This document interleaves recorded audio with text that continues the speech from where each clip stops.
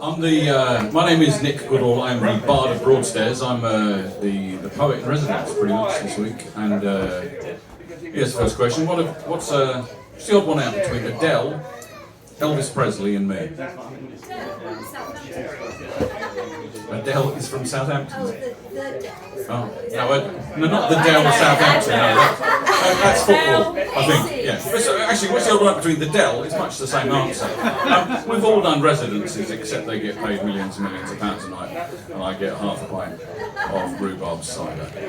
So, what I'm going to do for the next 25 minutes or so is read you some poems, which you're going to go, oh my God, poems? Oh, we nearly came to the wrong pub. But you may find that, as I do, poetry can sometimes remind us of what we've forgotten, show us what we didn't know about, or just give us some nice cheap laughs. So let's see what we can find in here for you. The first one I'm going to read for you is... Hey guys! No.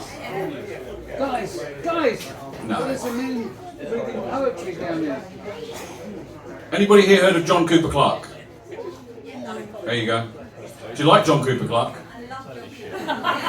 Well, this could go two ways then. John Cooper Clarke, I'm vaguely acquainted with John Cooper Clarke in that there's a photograph of me standing in the same room as him. But he has a good friend called Martin Newell, and they both live in my hometown, and they're poets, professional poets, and they were talking about what makes a great poet. And they said the best way to start is to read lots of poetry, but if you want to get really good, take the poems to pieces and do a parody. So this is my parody, my love song, my billet doux to John Cooper Clarke. Will you let me be your Johnny Clark? I want to be the dog that barks. We'll be the voices in the dark, watching box sets of Poldark. Will you let me be your school taker, your Saturday night defibrillator, which you will be the masticator? Could you be my blotting paper?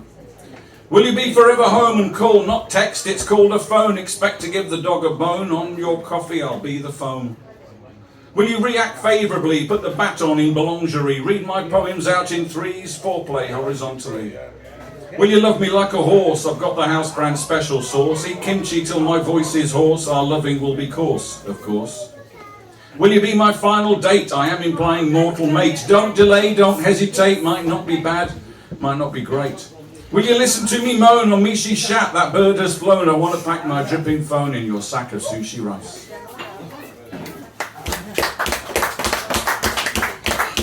Any cyclists in? Anybody know those type of cyclists who wear an awful lot of lycra? Yeah, you'll identify with this one then. This is called Lunchbox. A peloton of cyclists, all bikes and extra chains and special pants with seats built in, filled up the high-speed train. They turtled down from London and stopped before the sea, and now we're going home again with curry sauce for tea. Despite their cleats and studs and socks, that ride at times was hell. Now for relief it's Bee Gees songs and gargling San Miguel. The bants were Chips and Strava, camaraderie of men. Eased into lycra, little caps, it's dress-up time again.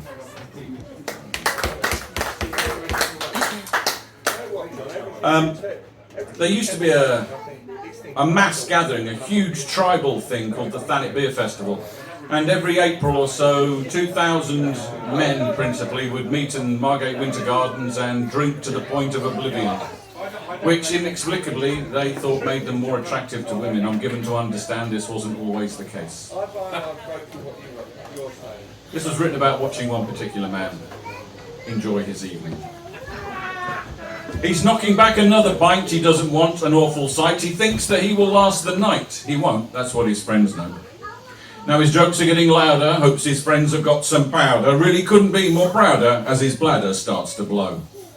The room's now moving round him. 2 more pints follow down his chin. The lights inside him getting dim. He won't be going yet though.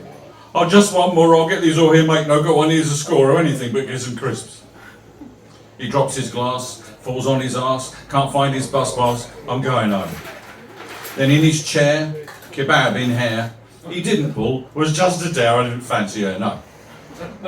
At 3 a.m, like other men who think that when they're drunk they let the pain go.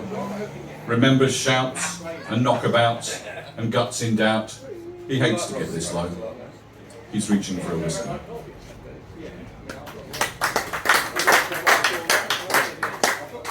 Yeah, there's an etiquette about applause for poets because unlike bands where you know you've got 3 minutes, 4 minutes chatting to your mates before just poems can sometimes be quite short. The way I look at it is, if you like it, applaud it. If you don't, that's absolutely fine.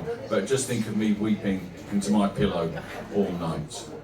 Now, I come from North East Essex, which when I was born was a really different part of the country. It was almost Suffolk and it had an accent a bit like Suffolk as well. Now it's all pretty much gone now, so this poem is an excuse to reach back into my childhood and try and remember some sort of mangled mummerset or whatever we spoke then.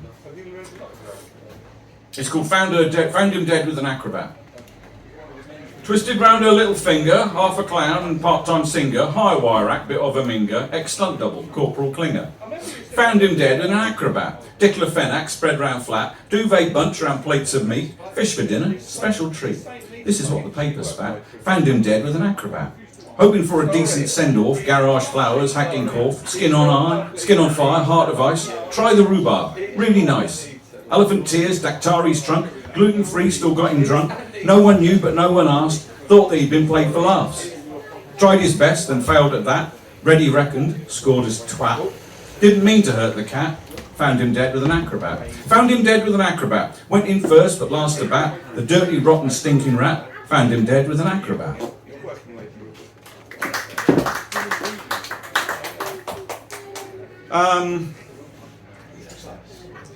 This can be our little secret, but if you look at Facebook and feel obliged to like somebody you know's latest adventures, but secretly hate yourself for doing so, this is for you.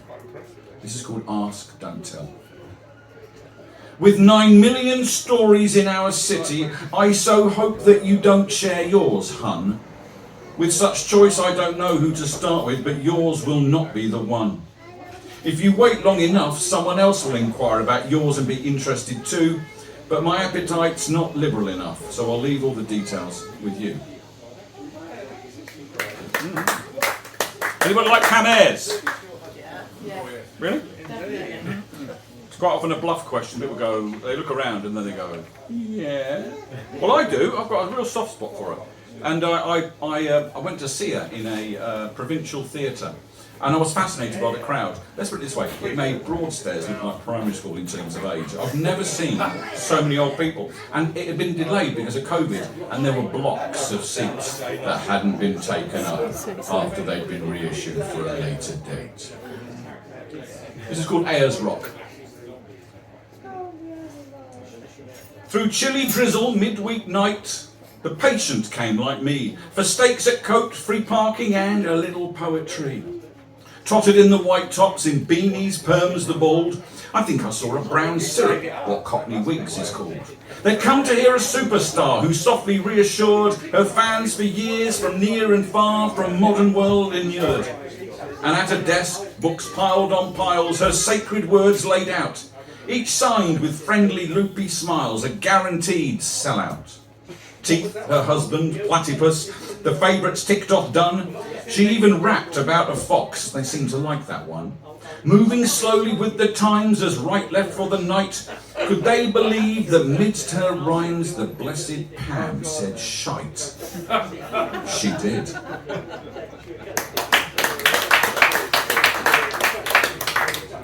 When you live by the sea, you're legally obliged to write poems about the sea, but I'm a rebel. And so I write about the benches overlooking the sea. Shall we sit on the bench without flowers, lest we catch what it says they died of? Shall we look at the same seagull skyline and flick V's at the drones we're above? Shall we talk like there's something to aim for, as if anything matters at all, when we know we've already decided and our crests are beginning to fall? Shall we look like we're innocent parties to the action right here on this seat? And the flowers for the dearly departed are the closest of love we will meet. I think that what Paul has done there is actually genuinely think there was another word I made, give us an example. The dirty dog is on the phone, the dog and bone, to give his doggy dog a moan. It's doggy doggy dog a bank, 3 dog nights, a dog life yanked. Burned in digital on-screen graphic dogging, you're seeing a man about a dog who went to the dogs in the dog day of summer and left a lap dog and an all-round dog's dinner. That morning after dog's breakfast, when the dog tied you to see it up there sick, a dog leg reveals no more than a dog end of dog or about a dog with 2 dicks.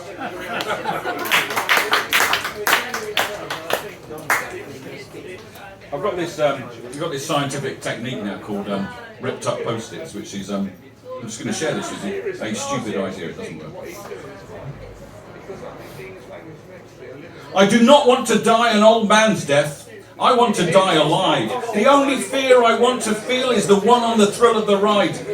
Let me die before I fail, even if I don't succeed. Allow me grace and freedom from unpleasantness and need. Do not think of me when I stop. I'm gone and won't come back. There's nothing left and no one here once I'm dead. That's the fact.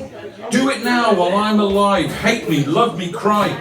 Kiss my hand, spit in my eye. Fight me, sing to me, tell me your lies. You cannot do that when I've died, so do whatever now. There are no returns or refunds made. Don't say you didn't try. Yes.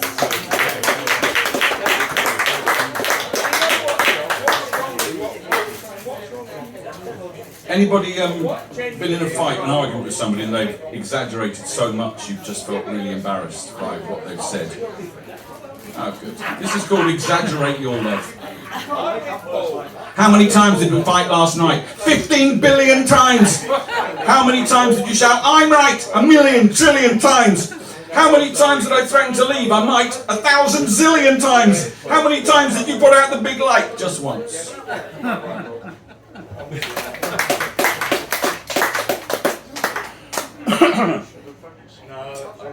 Time for a proper love poem. Sometimes internal rhymes and strings are wings that lift my heart and catch my breath, leave me undressed to dream of little death. And yet my eyes are wet with damp emotion. The oceans call, boy, come back, or over here, another place, new home. A song of destiny, the frigid sea that warmest for me, she pounds the sound eternally. Once again, you see, same old song, but in a new key. Wow, beautiful. Beautiful. That's the nicest thing anybody said to me today. Good. Apart from that, would you like this huge bag of free money? No, that was in a dream. Because you know what? No, listen, there's people out there just don't know they're born. There's folks who want to rant and rage at the dying of the day. Oh, shut right up and do your thing is what I have to say. You've had your chances and still have more, don't quit. Perhaps what you are moaning at is that you know you're shit. And others do what you did not. Now, please stop being bitter. For if you don't, you'll feel much worse and become even more shitter. Yes. Do you remember being at school and being dissuaded from doing what you really like painting or making pots or something, and some teacher, guaranteed to have been single, said, well, maybe you should do something different, and you've held that resentment all your life, but later on, if you're lucky, you get a chance to try it again. If you relate to that, you might relate to this one. I am not a painter. A real painter said I ain't. My technique is not so refined, yet all the same I paint. I am not a writer. A real writer told me that, but I put down so many words they come to me like chat. I am not a dancer. A real dancer mocks my pose, but I move to the rhythm though and feel it in my toes. I am not an artist. A real artist makes real art. It's not for me to self-label and put horse before the cart. I am not a poet. A poet told me so. I do not have a self-published book of my poems coming out, and my poems rhyme. I am though quite contented, because I do not give a jot. I scribble like a man demented, and that, my friends, your lot.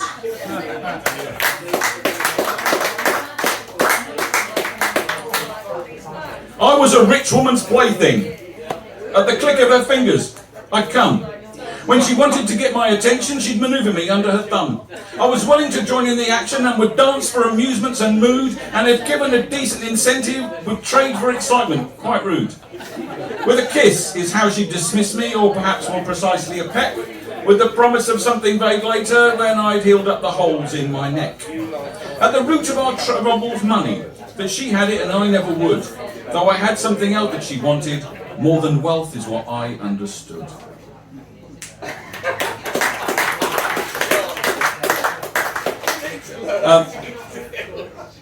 the second biggest problem for poets, the first problem being people walking into bars going, oh God, it's a poet, let's go and sit outside.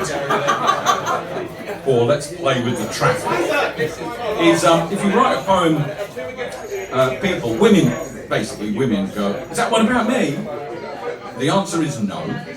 If my life was actually like this stuff, I'd be in care. So, but this one is slightly different. This one is inspired by somebody, so I'd like to dedicate this poem to the inspiration for it, and this is for Anna.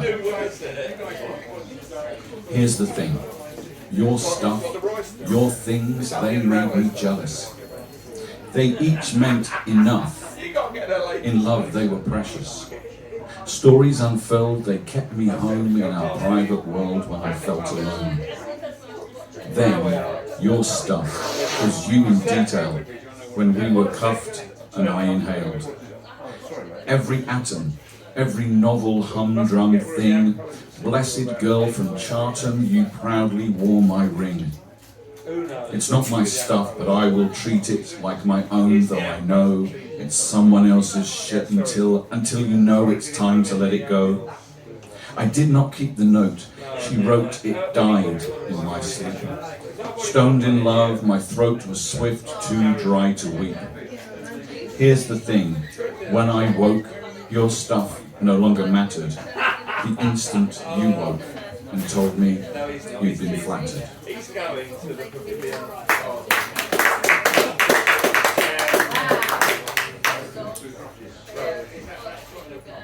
This is called Pork Pie Penny. And the reason it's called Pork Pie Penny is Pauline, who dumped me, asked me to change the name from Pauline to Penny. So this is for you, Pauline. Penny? Pauline. Let me rhyme you about Pork Pie Penny. She's a girl who likes her meat, but insists that these are her salad days and the pastry's just a treat. Some people think that she's quite mad. They say she's way past barking. They're right. She comes from Upminster. Her sense of humour, sparkling. It's not all go for Pork Pie Penny. Sometimes she's soporific. It doesn't matter. She'll wake up and return to being chitic.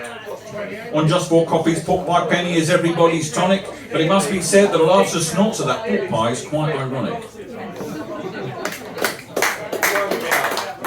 How was your day, Nick? I don't know, it sounded like rain, but somebody told me it was applause. But before that, I got to return an item to Amazon. Yeah, life's great achievements. And it's really easy now. This is about that experience, not the one I just had. I'm not that prolific. Returning your item is easy. Just scan this QR code and send. We'll forget all about your decision. Just remember to like us, my friend. While you're looking, perhaps now consider something else wrapped in cardboard and tape. Please allow us to show you your wishes, even bulk buying tats and escape. It won't feel like you've spent any money, you've just scratched a small itch that you felt. We will meet your desires in an instant, understand them if slightly misspelt. We've a new special offer for you now, something you never thought you would need. It's as easy as clicking this button and we've mutually fed endless greed. And while you're here, did you leave an item in your basket?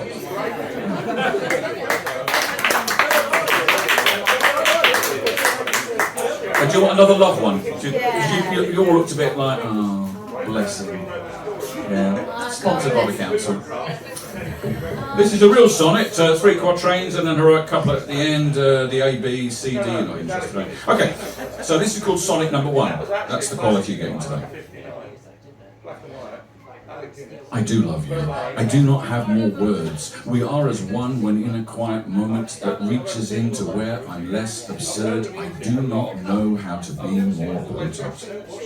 In touch, return to when we first it knew there was no one who meant more in the world than me to them, now I to you, all true. Wrapped in arms we stood, stand, curled tight, secure. Same as the child, naive, I'm innocent. They loved your bones and flesh and hair and breath. Now float and spin, we are not limerent. This state is ours until its day of death. You are in my hair, I am in pulse deep. Forever swear our bond until dark.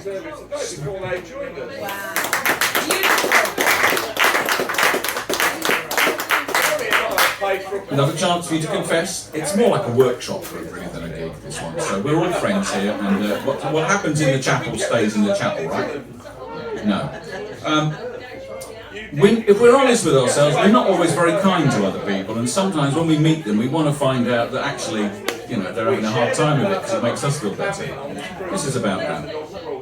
I met with you this afternoon ostensibly to see how you were doing. How's your life? Are you unhappier than me? I thought that you had much the same in mind. My disappointment with life's cards were what you hoped to find.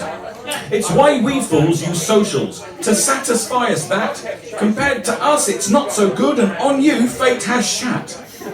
I was let down. You're doing great and joy-filled every word. You wished me well and buoyed me up. It's a wonderful, wonderful world. 3 more. Again, this is very confessional stuff. There's a thing right now. Every band you've ever heard of has reformed, and you're now able to go and see them, or the one surviving member of them, from a mile and a half away for £150. And I'm staggered by people who do it. They didn't see them the first time around. They're just clutching at memories, even worse, somebody else's memories. So they go, yeah, I was always a big fan of UB40. I had one of my own, cardboard, came every Thursday. And they're not, they're just not. And many of the acts are in fact playing during Folk Week, if you want to see something. So this is called Yesterday's Heroes. I suggest that you don't meet your heroes. Keep them safe in your head, let them rest. In the flesh they're much shorter or ruder, and they look well a bit past their best. Please think twice now, it's 30 years later, because you missed them when they were profound. You're just paying a debt to your memory, while at least one of them's still around. For the past is already gone AWOL. It will never come this way again. The risk to nostalgia is brutal, and what's squandered is never the same. If you do, go prepared for a letdown, and the feeling you should have stayed home, as you catch yourself looking at others watching you, knowing they're not alone. Then again, you might just feel connected with a piece of your youth being lost. Wear the extra-sized t-shirt and prove it. Overlook the obscene ticket cost. As for Martin and Mark, Greg and Elvis, you're the proof of my theory. Live proud. I saw fear in their eyes or disinterest, but I wasn't a face in the crowd. They're not gods, superhumans or icons, just your favourites from summers long past. Carpe diem, my friends, and remember, we're still young and we're having a blast. And word of the day, and ultimately, any psychotherapists in here? There's usually one. Any people with experience of psychotherapy? Right, I saw the dilation of pupils there, even from here. You might get this one. This is called, and how long have you felt like this? We always hurt the ones we love, they're closest to our truth, primed and yet quite unprepared to be the one that soothes. Outcomes are worst in tantrums, rants and moody sulks. You just don't understand, and I don't see results. Perhaps secure in all but love, unseen they make a scene. Achievements count for nothing when you're stuck at age 15. Every day's a Groundhog Day, relief or analgesic. A rictus grin, another gin, your pain's encyclopedic. Does it sound like you? You're halfway there. Please carry on the digging. You'll find a corpse, it's yours of course, it's only just beginning. Until then, your ghosts will drag their chains around and moan. We're at a breakthrough, you and me. I'm afraid that's all the time we have for today.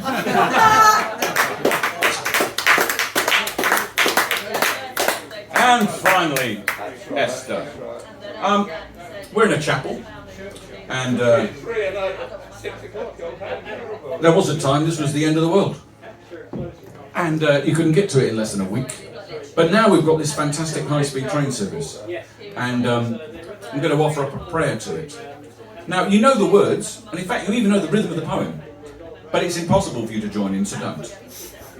But you're going to get a bit of bonus drama now. I'm now going to transform into the Bishop of Broadstairs. This is the St. Pancras prayer. New Thanet Parkway version. Let us begin with thoughts for Ashford and for Canterbury West, and the stations on the Dover branch, and all the stops in between, especially plucky little Sturry. From Stratford International to travel through Herne Bay, I speed via Faversham be thy name. Thy reignum come, Strood will be done in Chatham as it is in Rochester. Give us this day our sitting born, as we forgive our Westgate. And we forgive those who Birchington on sea against us. And lead us not into Ebbsfleet, but deliver us from Margate. For thine is the Bubble, the Chesfield and Swellcliffe and Gillingham. For Ramsgate, Dumpton and Broadstairs. Gravesend. Thank you very much, everybody. So for late start, my name is Nick Goodall. You can find me thebardofbroadstairs.com. I'm here every day this week. Incredible, isn't it? Eh? You know, somebody pointed out to me the other day, the last act to play 6 consecutive nights in Thanet was the Beatles. Absolutely true. The Winter Gardens, July 1963. So there you go, 60 years ago. And whatever became of them, eh? Quite a lot, actually. So listen, if you liked any of that...